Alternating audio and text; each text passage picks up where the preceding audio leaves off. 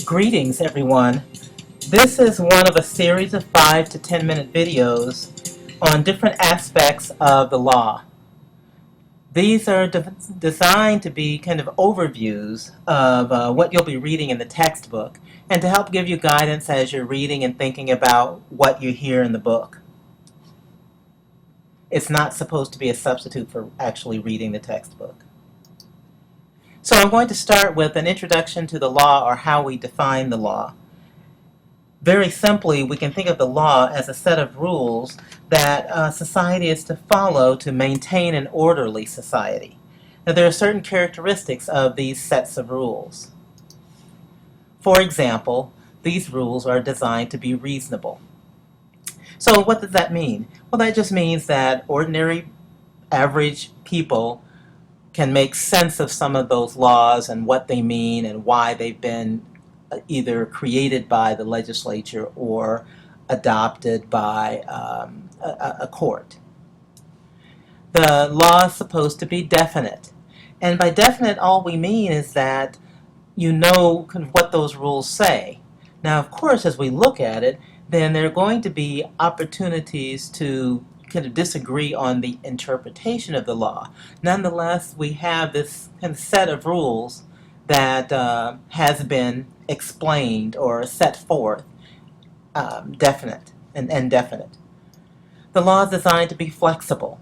So on the one hand, it's supposed to be definite, but on the other hand, as society changes, as times change, then the law is also supposed to be flexible enough to adapt as society adapts.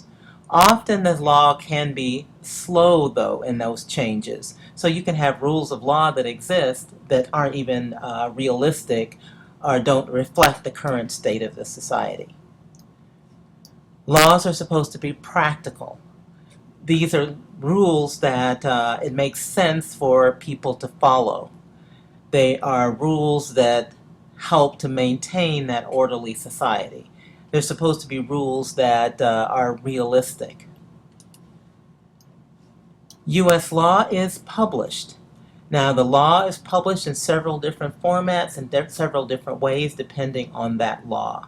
We have with the internet, we have access to those laws through searching on the internet. We can search through proposed laws, but also we can search through published laws.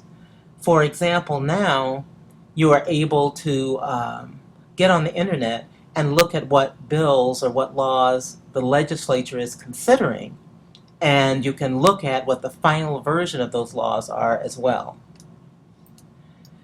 And then the laws intended to be final. Now that just means that when the law is published or stated, then that's the final word on it, although in the U.S. system there is the right to appeal. But until a court makes a different determination, then that law is intended to be final.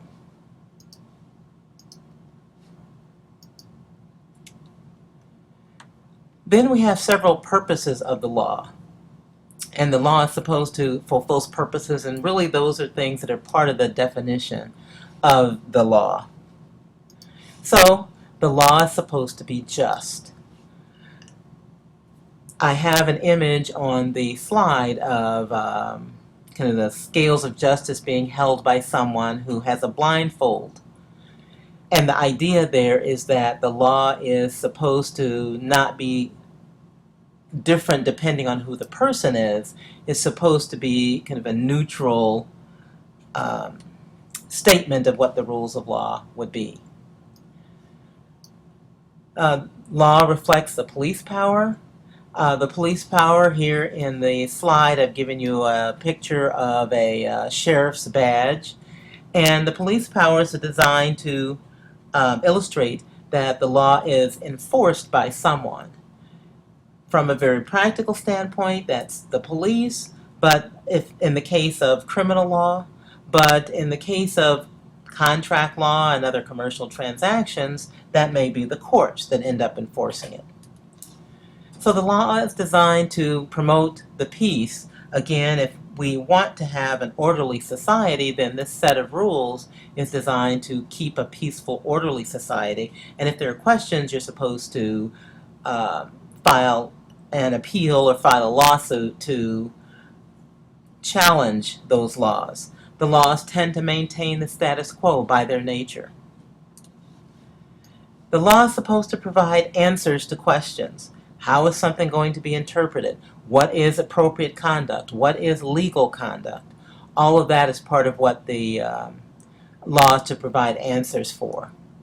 Now, as you read, you'll see that judges and attorney generals and other arms of government don't provide prospective definitions of how the law would be applied. The law is stated, as noted earlier, but how it is to be interpreted, you can't really get answers until you have standing or until you are a person that's in the middle of a dispute. The law is designed for protection. When we think of protection, we think of, for example, the law has certain rules that apply based on the status of being a minor, that is, someone who's under 18. That the law has developed certain protections because, as a policy, we believe that those who are under 18 aren't capable of making the same kinds of decisions as those who are over 18.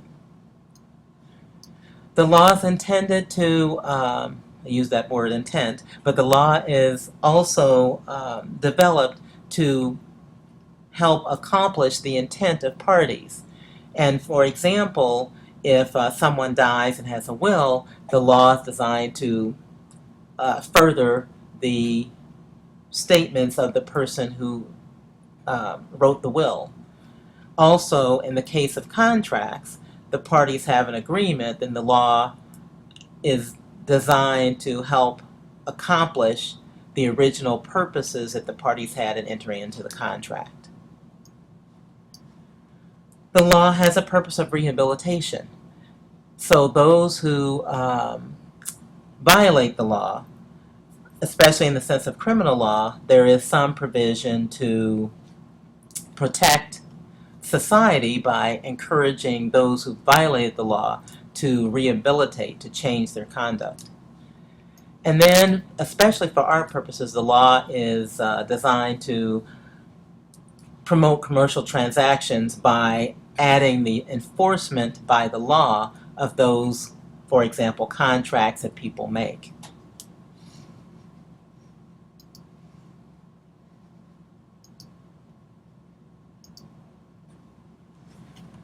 Now, in addition to defining the law, we also take a look at different approaches to the law.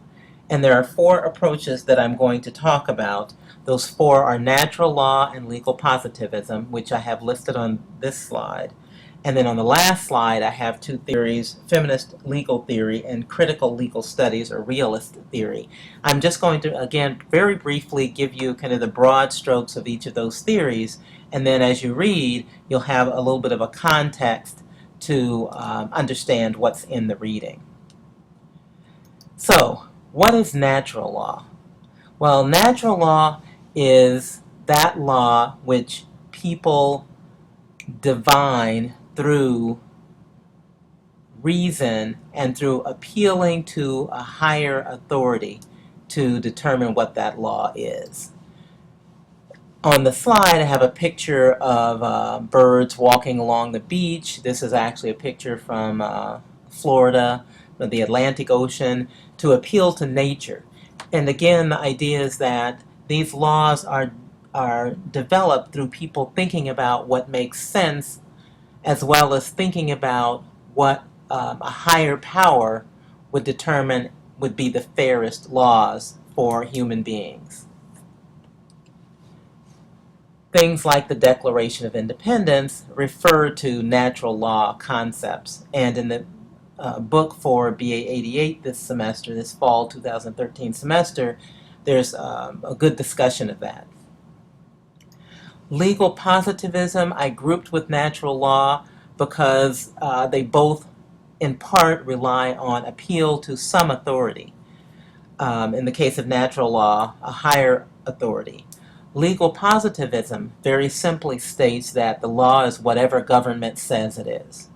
So if Congress passes a law that says that if you employ more than 5 people, that you're subject to anti-discrimination laws and that you have to comply with those rules, then that's what you're subject to. That's what the law is. There's no independent evaluation of what the source of the law is, whether it makes sense. Legal positivism is just the idea that the law is whatever government says it is.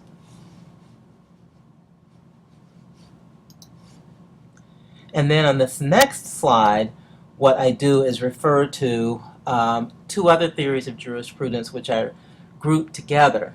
The first 2 focus on law as being from some other authority, whether it's higher authority or whether it's government authority.